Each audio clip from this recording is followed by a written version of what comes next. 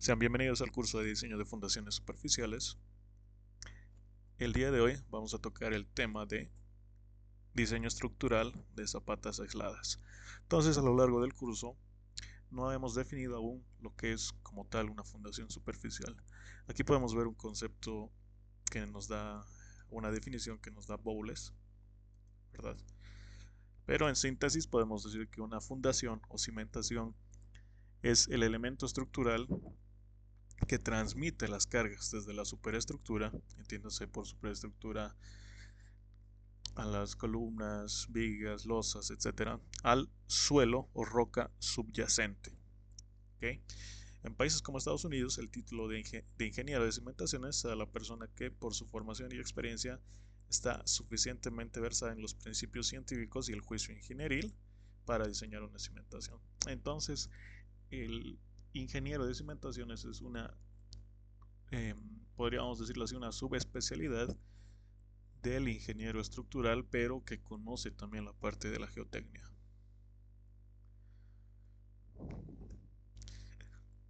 De manera general, clasificamos las fundaciones en relación a la profundidad de desplante de su eje y la base de la fundación.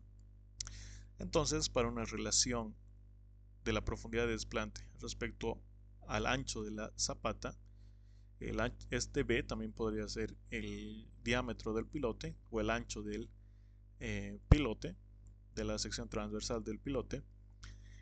Esta relación para zapatas aisladas o fundaciones superficiales, mejor dicho, de manera más general, porque una zapata aislada, al igual que una losa de fundación o una zapata combinada, es una fundación superficial. Esta relación varía entre 1 a 2.5. Y para fundaciones profundas, la relación entre la longitud de pilote, ¿verdad?, que vendría siendo la profundidad de desplante como tal, haciendo esa analogía para fundaciones superficiales, respecto al diámetro o base, es mayor que 4. Entonces, de esa manera podemos clasificar las fundaciones en función de esta relación de F sobre B. Ya dentro de las fundaciones superficiales podemos encontrar las zapatas aisladas, que es esta imagen A que vemos por aquí, que soporta columnas individuales. Tenemos también las zapatas corridas o continuas que soportan muros o filas de columna, y las losas de cimentación, ¿verdad?, que soportan muros y varias columnas.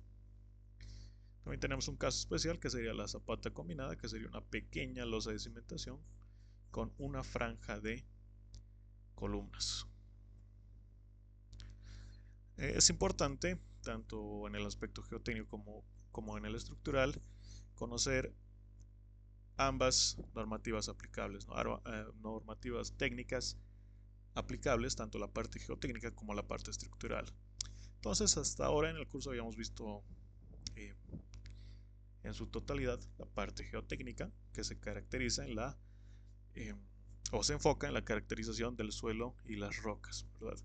La capacidad de carga del suelo, los asentamientos y bueno, ya otros temas como son la estabilidad de taludes y otros riesgos, ¿verdad? Hay casos de suelos especiales como suelos licuables, suelos colapsables, entonces todo eso debería verse dentro de la normativa geotécnica. Dentro de la normativa estructural nos centramos en el diseño y dimensionamiento de los elementos de hormigón armado, ¿verdad? Porque en su mayoría todas las fundaciones, a excepción de ciertos pilotes que son metálicos, todos son elementos de hormigón armado. Entonces, dentro de los elementos de hormigón armado tenemos la norma boliviana de hormigón estructural 1225.001 y el código ACI 318.25. Y bueno, para el diseño de fundaciones de puentes, por ejemplo, tenemos la AASHTO LRFD. Ahí vemos las normativas tanto para estudios geotécnicos como la norma boliviana de hormigón estructural 1225.001. Tenemos los códigos internacionales de referencia, el ACI 318 y el AASHTO LRFD. Entonces, ya dentro de lo que es el código ACI, o la NB1225001 que comparten, bueno, básicamente la norma boliviana está basada en el código ACI, así que es lo mismo con ciertas adaptaciones, a costumbres constructivas de Bolivia, ¿verdad? Pero en su alma sigue siendo la ACI 318. Entonces, en el capítulo 13, ¿verdad? Tanto en la NB como en la ACI, vemos el tema de fundaciones. Entonces, en este capítulo se presentan los requisitos aplicables, específicamente a las fundaciones. Sin embargo, la mayoría de los requisitos usados para el diseño de fundaciones se encuentran en otros capítulos de la norma. Entonces, en el capítulo 13 eh, vamos a encontrar ciertas generalidades, pero va a referenciar a otros capítulos como el 7 o el 8, que son diseño de losas en una o dos direcciones. Entonces, en zapatas aisladas, por ejemplo, en el capítulo 13 vemos espesores mínimos, distribución de presiones, refuerzos mínimos y otros puntos, ¿verdad? Entonces, ¿qué estados límites o qué resistencias seccionales debemos verificar en una zapata aislada? La flexión en ambos ejes, ¿verdad? Flexión en ambos ejes, corte unidireccional en ambos ejes, corte bidireccional o punzonamiento y aplastamiento, ¿verdad? Entonces, estas cuatro resistencias seccionales debemos determinarlas y compararlas con las solicitaciones últimas, siguiendo este criterio, ¿verdad? Que la resistencia factorizada tiene que ser mayor o igual que la demanda factorizada. Esto viene de combinaciones de carga. Entonces, este factor de reducción de resistencia depende de el tipo de esfuerzo que estemos analizando, ¿no? Si es flexión, puede variar de 0,65 para secciones controladas por compresión a 0,90 para secciones controladas por tracción. Corte con un factor de reducción de 0,75 y aplastamiento con un factor de 0,65. Entonces, las fallas dúctiles, por ejemplo, cuando la sección está controlada por tracción, falla de manera dúctil. Es por ello que tiene un factor de reducción mayor, ya que se prefiere que si el elemento falle por eh, fallas dúctiles, ¿verdad? Que muestren grandes deformaciones antes de llegar a la falla. Bueno, tenemos entonces que se tiene que cumplir que la resistencia a flexión factorizada tiene que ser mayor al momento último, que la resistencia factorizada tiene que ser mayor al cortante último y que el aplastamiento factorizado tiene que ser mayor al aplastamiento último. Entonces, la resistencia a flexión en una zapata es el mismo comportamiento que tenemos para una viga, ¿verdad? Entonces, fíjense, tenemos una parte comprimida y una de las hipótesis que se hace es que el hormigón no, no soporta esfuerzos de tracción, ¿verdad? Entonces, como no soporta esfuerzos de tracción, el único esfuerzo que vamos a tener en esta parte traccionada, que fíjense, el eje neutro es esta letra C, que marca el punto 0, ¿verdad? Donde pasamos de esfuerzos de compresión a esfuerzos de tracción. Otra de las hipótesis es que, perdón, no son esfuerzos, son deformaciones unitarias, ¿ok? Entonces pasamos de deformaciones unitarias a compresión a deformaciones unitarias a tracción. Una de las hipótesis es que, bueno, hay varias, ¿verdad? Pero dentro de las hipótesis que manejamos para el diseño de hormigón armado, es que las secciones planas se mantienen planas, que la deformación unitaria en la fibra más comprimida, en el hormigón, tiene un valor de 0.003, que el diagrama de deformaciones unitarias varía linealmente y que podemos simplificar la distribución de esfuerzos a compresión como un bloque rectangular de altura A, ¿verdad? Entonces A es la altura del bloque rectangular que, bueno, le dicen de Whitney por el ingeniero que propuso esta simplificación, que es igual a beta 1, que es un coeficiente que depende del la resistencia característica a la compresión del hormigón, y C, que C es el eje neutro, ¿verdad? El eje neutro. Entonces, por ejemplo, en este caso tenemos un área de acero en la parte comprimida, un área de acero en la parte traccionada. Aquí tenemos el diagrama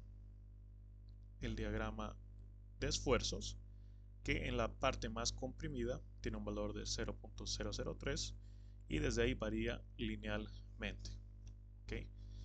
Entonces varía linealmente, determinamos los esfuerzos en el acero tanto a compresión como a tracción, determinamos la altura del rectángulo equivalente y determinando los esfuerzos, multiplicando por el área comprimida, ¿verdad? Aquí tenemos un área comprimida de hormigón, tenemos las fuerzas, ¿verdad? La fuerza de compresión en el hormigón y la fuerza de compresión en el acero de refuerzo, que está en la parte comprimida. En la parte traccionada, el hormigón no tiene resistencia a la tracción, esa es una de las hipótesis que empleamos. Entonces tenemos el esfuerzo, multiplicando este esfuerzo por el área de acero, tenemos una fuerza de tracción. Entonces tenemos un momento que se genera debido a este par de fuerzas, y debido a ese momento, bueno, asumiendo que no tenemos acero en la parte comprimida, llegamos a esta ecuación, ¿verdad? Entonces, realizando o viendo el momento que ocasiona T con C sub C, ¿verdad? Asumiendo que C sub S es 0, entonces llegamos a esta expresión, ¿verdad? Que si tomamos momentos a partir de este punto, entonces C sub C se anula. Aquí tenemos T, que T es igual al área de acero por FY, multiplicado por este brazo, ¿verdad? Que vemos que es D. D es el peralte efectivo, y D vendría siendo la distancia desde la fibra más comprimida al centroide de las barras de acero. Aquí está D. Entonces, si aquí tenemos dos barras, el centroide sería la mitad, y D, el peralte efectivo, va desde la fibra más comprimida hasta el centroide del área de acero a tracción, ¿verdad? Y D sub T, que es otra variable, va desde la fibra más comprimida hasta la última fila del área o del acero a tracción. Okay, entonces tenemos todas esas variables, con eso determinamos nosotros nuestro momento resistente, y podemos determinar la resistencia a flexión de nuestra zapata. Fíjense que es el mismo mecanismo que tenemos para vigas de hormigón armado o losas. Es un elemento sometido a flexión. Entonces, la sección crítica, donde vamos a analizar el momento, va a ser a la cara de la columna. Y tenemos que hacerlo para ambos extremos y para ambos ejes. ¿Okay? Entonces, también tenemos que analizar el momento, va a tener este tipo de distribución. Y entonces tenemos que encontrar el momento aquí y el momento aquí, ¿verdad? Y el mayor de esos dos va a ser el momento de diseño. Y también para este otro sentido, el diagrama de momentos va a ser algo así, ¿verdad? Entonces tenemos que determinar el momento a la cara de las columnas. Esa es la sección crítica. Pasamos a la resistencia a corte unidireccional, que tenemos, al igual que en flexión, fíjense, en flexión aquí tenemos las secciones críticas, que son a la cara de la columna. A la cara de la columna tenemos que evaluar el momento, y para corte unidireccional es a una distancia D desde la cara de la columna. Entonces, nosotros en zapatas aisladas generalmente no empleamos estribado, es decir, no disponemos refuerzo transversal, por lo que la resistencia nominal al corte unidireccional suele calcularse como la suma de la resistencia al cortante que proporciona el hormigón o el concreto más la resistencia al cortante que proporciona el acero, ¿verdad? Como no vamos a tener estribado, esto es S0, y la resistencia al corte depende únicamente del hormigón. ¿Okay? O sea, no es común que una zapata lleve acero de refuerzo por corte. Entonces, B sub C nosotros lo podemos determinar mediante esta expresión. ¿Qué ha cambiado? Este ha sido un cambio que hubo en la ACI 318-25 respecto a lo que se venía estableciendo en la ACI 318-19. Entonces, por ejemplo, en la ACI 318-19 era una expresión un tanto más larga, ¿verdad? Pero este 0.17, en realidad en la ACI 318-19, esto solía llegar a valores de 0.9, ¿verdad? Y ahora tenemos 0.17, por lo que podría decirse que se ha incrementado por lo menos en un 50% la resistencia al cortante del concreto. ¿Okay? Entonces, el factor de reducción, nosotros sabemos que el cortante nominal factorizado va a ser igual a phi por B sub C, ¿verdad? Entonces, phi, el factor de reducción para corte, es 0.75 y tenemos que cumplir esta condición, ¿no? Que el cortante resistente tiene que ser mayor al cortante último. Aquí tenemos la sección crítica a una distancia de la cara de nuestra zapata, ¿verdad? Entonces también tendría que analizar en este otro sentido, ¿verdad? Aquí tendría que tener también una distancia de, por lo que tanto el corte unidireccional como el diseño por flexión tiene que realizarse para ambos ejes, a menos que sea una zapata cuadrada con esfuerzo o presión de contacto uniforme o constante, ¿ok? Entonces, debido a la excentricidad, recordemos que, bueno, aquí estamos haciendo una analogía de una columna y aquí tenemos una especie de losa, ¿verdad? Y aquí tenemos una carga que varía linealmente. Entonces, esto es lo mismo que una zapata, pero obviamente invertido, ¿no? Tenemos que analizar el cortante a una distancia d, ¿ok? Entonces, determinamos esta fuerza y vamos a tener el cortante. Fíjense que esto es debido, obviamente, a una fuerza axial y a un momento. Genera este tipo de presiones de contacto. Entonces esto va a ser lo más común, ya que siempre vamos a tener momentos, por muy pequeños que sean. Entonces, generalmente no vamos a tener distribuciones uniformes, ¿no? Y como les había dicho, el cortante es únicamente resistido por el concreto. Aquí vemos un modelo aplicando bielas y tirantes, en donde vemos que las bielas son los elementos con línea discontinua verde y que se distribuyen de manera formando cierto ángulo, ¿verdad? Entonces, estas bielas ocasionan estas fisuras por cortante y generalmente se presentan a una distancia de desde la cara de las zapatas, ¿verdad? Entonces se generan estas fisuras y es por ello que nosotros consideramos esta fracción de presión de suelo que contribuye a B sub U, ¿verdad? Entonces tendríamos que determinar la resultante de esta fracción y eso sería nuestro cortante último. Fíjense que puede pasar que nuestra zapata sea corta y nosotros evaluemos esto a una distancia de y prácticamente ya no tengamos zapata. Entonces en esos casos no existe cortante unidireccional. Vamos a hablar también de la resistencia bidireccional, que tiene una sección crítica, que es un perímetro a d medios de la cara de la columna. Es decir, nosotros tenemos aquí nuestra zapata en planta, aquí tenemos nuestra columna y vamos a tener un perímetro crítico, que como bien lo dice su nombre es un perímetro, que va a estar a d medios de la cara de mi columna, ¿verdad? Entonces este perímetro crítico se lo denomina B sub O Y la resistencia nominal que vamos a tener, nuevamente, no, no es común que nuestra zapata tenga acero de refuerzo a corte, ¿verdad? Entonces, ya en lo que es el corte bidireccional o punzonamiento, vamos a hablar en términos de esfuerzo, ¿ok?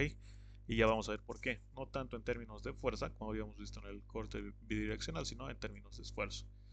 Entonces, fíjense, aquí tenemos el cortante por punzonamiento último, y esto lo dividimos entre B sub 0 por D, que sería el área que está actuando. Fíjense, aquí tenemos un perímetro crítico. Entonces, ese perímetro crítico, si yo lo veo en, que en una vista o como proyección, tengo esto de aquí, ¿verdad?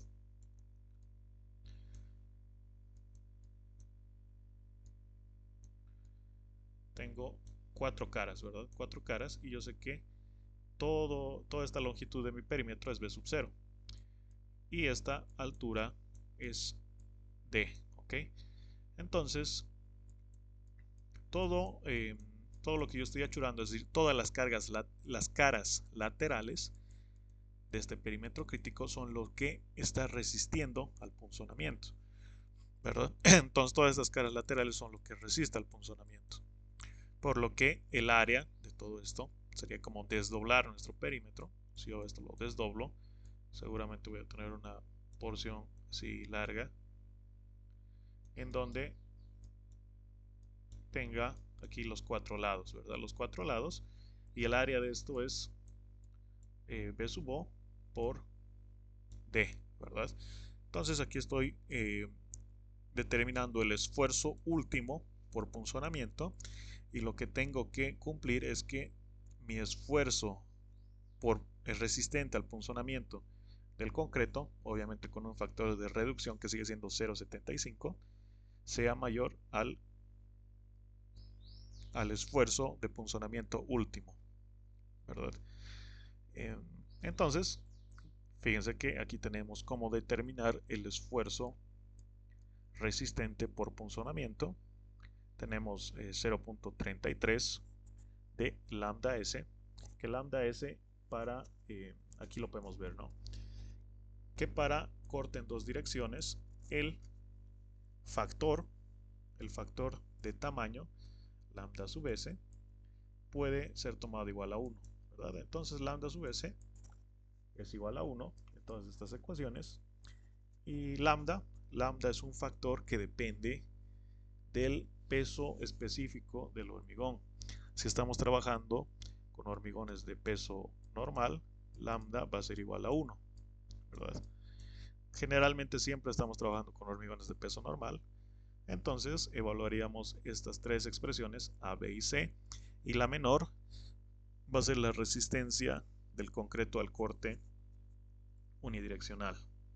Entonces aquí vemos F'C, que es la resistencia característica a compresión del hormigón, la resistencia característica a compresión del hormigón, lambda, que suele tomarse igual a 1 en hormigones de peso normal, beta, beta es la relación del lado largo al lado corto de los lados de la columna. Es decir, yo puedo tener una columna de lado A y, bueno, ancho A y largo B, ¿verdad? Entonces, en este caso estamos viendo que A es el lado más grande y B es el lado más corto, ¿verdad? Entonces, beta es la relación entre el lado más largo, que sería A, respecto al lado más corto. Aquí tenemos, esto es beta, que beta lo vemos aquí, ¿verdad? Y alfa sub S es un parámetro que depende de la posición de mi columna. Entonces, alfa sub S toma ciertos valores, ¿verdad?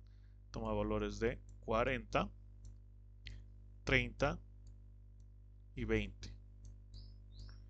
Veamos el alfa sub S aquí, ¿verdad? Entonces, alfa sub S va a valer 40 para columnas interiores. Ahorita les voy a explicar qué es una columna interior. 30 para columnas esquineras y 20 para columnas, o mejor dicho, 30 para columnas laterales y 20 para columnas esquineras. Entonces, aquí yo voy a dibujar. Nosotros podemos tener tres tipos de configuraciones en zapatas por la ubicación de nuestra columna. Entonces aquí tengo mi zapata. Si mi columna está justo al medio, ¿verdad? Es decir, no tiene o no está cerca de los laterales ni de la esquina, es una zapata o una columna interior o una zapata interior. Si por el contrario, yo por temas de colindancia, es decir, tengo un vecino aquí al lado y no puedo tener una zapata central o una zapata interior, yo ubico mi columna en un borde, ¿verdad? Esto es una columna, esto es una zapata de medianería o zapata lateral, también le dicen. Y este es el otro caso, finalmente, tenemos un caso en los que nosotros podemos tener una columna justo aquí en la esquina, ¿verdad? Justo aquí en la esquina. Entonces, el coeficiente alfa sub s es, para estos casos es 20, para columnas en zapatas de medianería es 30 y para este tipo es 40. ¿Okay? Entonces, ¿qué es lo que sucede? Este es el caso, fíjense, de una zapata medianera. ¿Qué es lo que sucede? Aquí tenemos el perímetro crítico, y fíjense que el perímetro crítico ya no es un rectángulo, sino es algo así, ¿verdad? Es como un perfil C. Entonces, si ustedes determinan el centroide de esto, no va a quedar justo al centro, ¿verdad? Para que quede justo al centro, tendría que esto cerrarse, ¿verdad? Y aquí caería justo al centro. Pero como es una C, más o menos, ¿verdad? Fíjense que aquí tenemos el perímetro crítico. Como tenemos esta C que vemos aquí, perdón. Entonces el centroide de esto no cae justo en el centro, tiene cierta excentricidad, ¿verdad? El centroide del perímetro crítico, que aquí vemos, el centroide del perímetro crítico. Y respecto al centroide del perímetro crítico, la carga de la columna y la resultante de las presiones de suelo tienen excentricidad, ¿verdad?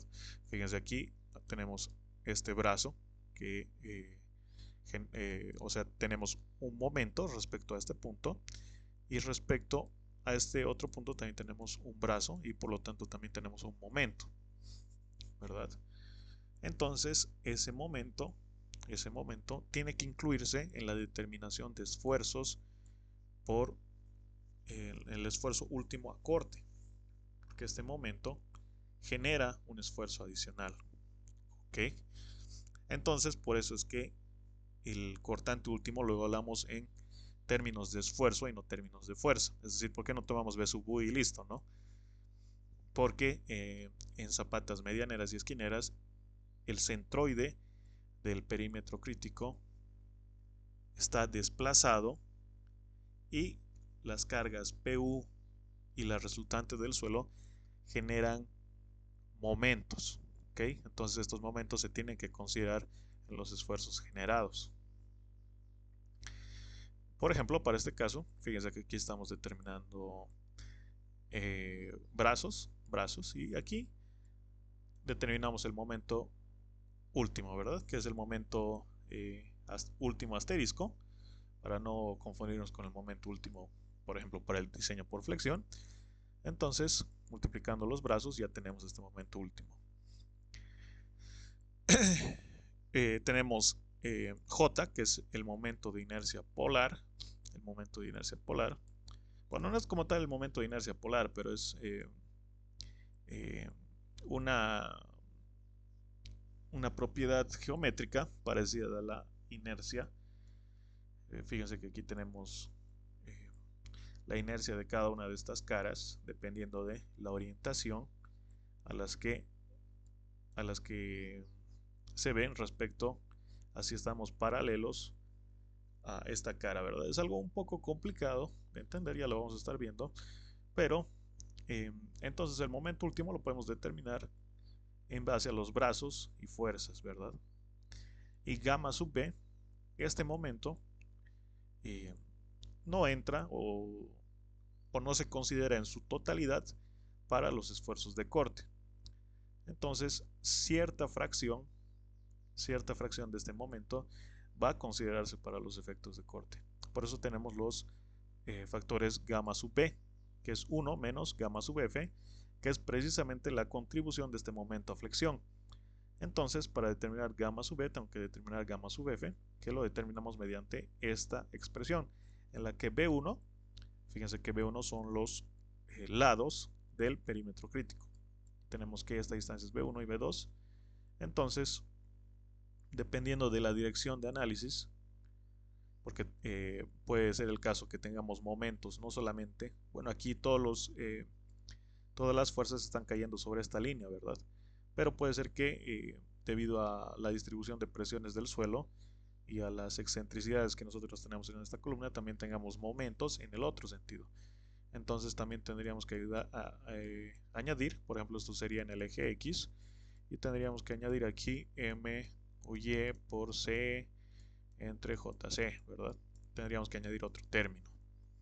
Entonces, la determinación del esfuerzo cortante último a punzonamiento es algo complejo, pero básicamente es tener en cuenta el cortante último, que el cortante último, enseguida vamos a ver cómo lo determinamos para punzonamiento, y los momentos generados por la excentricidad respecto al centroide del eje o al centroide del perímetro crítico. Recordemos que ya es como una C, entonces esta C, su centroide va a estar más desplazado hacia el interior, ¿verdad? Va a estar desplazado hacia ese lado, ¿ok?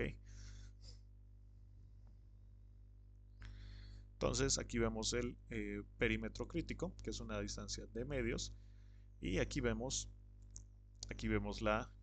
eh,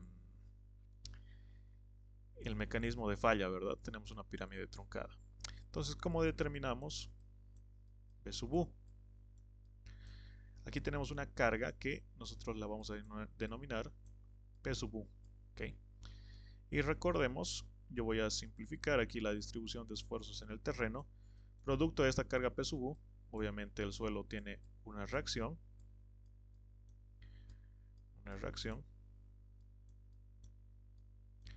que le estoy asumiendo uniforme, ¿ok? Cuando nosotros tengamos momentos, obviamente esta reacción del suelo no va a ser uniforme. Entonces, BU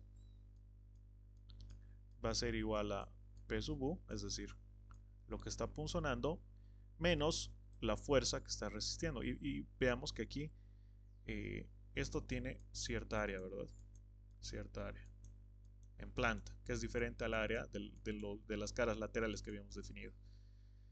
Entonces, esto va a tener cierta área punzonada. Si yo multiplico esta área punzonada con el porcentaje aquí, o bueno dicho, esta longitud, ¿verdad? Aquí tengo un área y tengo un esfuerzo, este esfuerzo Q sub U. Entonces va a ser P sub U menos el área punzonada, que aquí lo vemos en planta. Aquí lo estoy achurando. Todo este es el área punzonada, multiplicada por Q sub U, que sería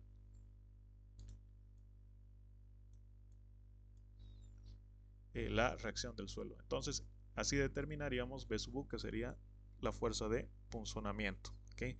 Restando P sub U menos la resultante, ¿verdad? Que aquí se va a generar una resultante que va a ser igual a Q sub U por el área punzonada. Entonces, fíjense, aquí tenemos el caso de una columna interior donde el perímetro crítico forma un rectángulo, y aquí tenemos donde el perímetro crítico forma este tipo de C.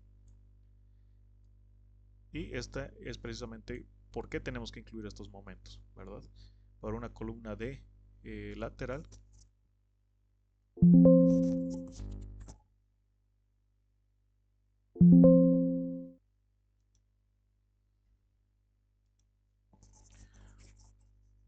Y bueno, finalmente tenemos la resistencia al aplastamiento, en la que tenemos que verificar la interfaz columna-zapata.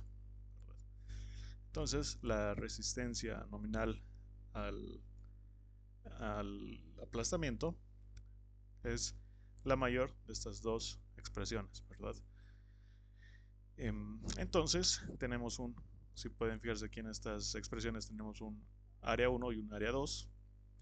El área 1 es el área de contacto, en este caso el área de la sección transversal de nuestra columna, y el área 2 es el área de una pirámide truncada con pendiente 2, 1, 2 horizontal, 1 vertical, hasta que esta proyección alcance el lateral de una de las caras de la zapata o el fondo, ¿verdad? Entonces, cuando tenemos una columna central, generalmente alcanza el fondo, pero el caso es un poco más crítico cuando tenemos una columna más pegada al borde, ¿verdad? En esos casos,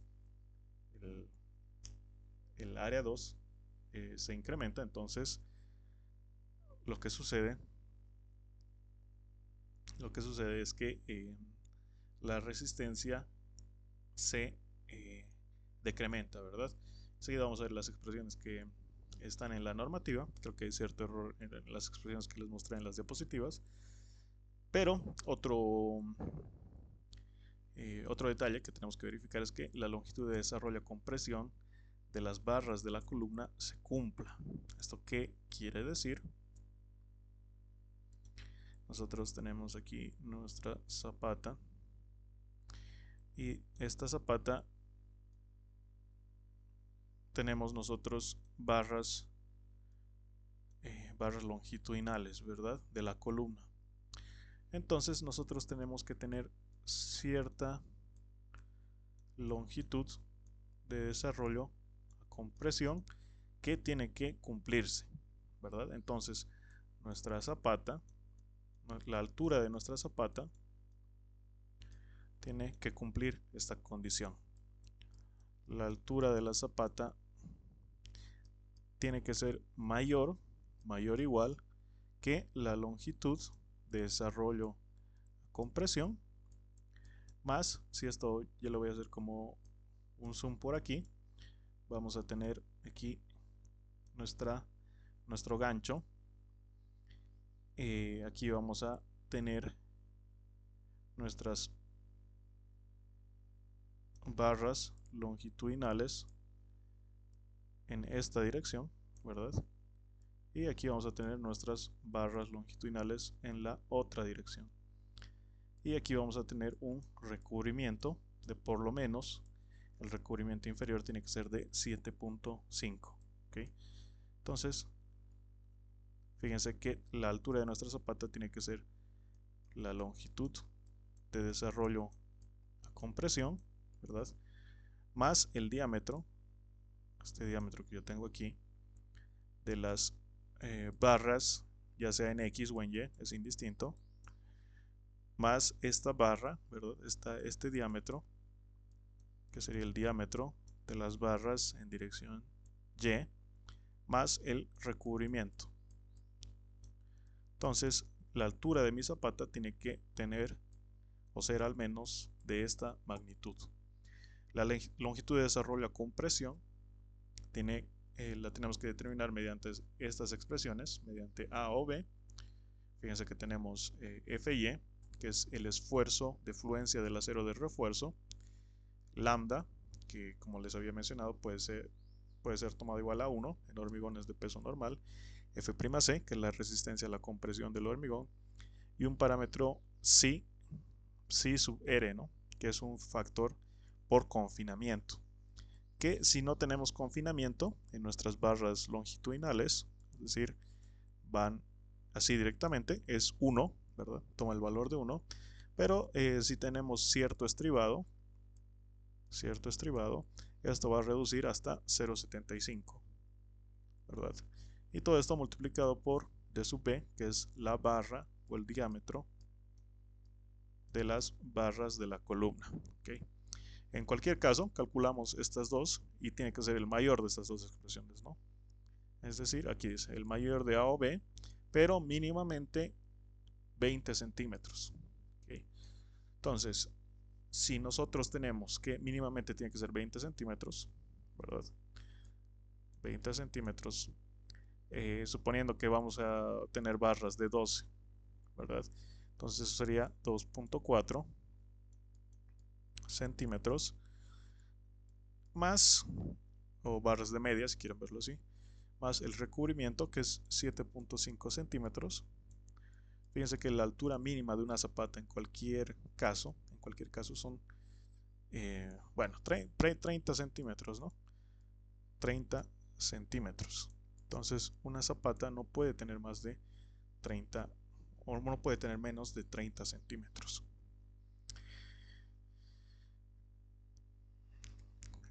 Aquí vemos unas zapatas combinadas que es una fundación superficial que soporta dos o más columnas transmitiendo sus cargas al suelo mediante una sola zapata.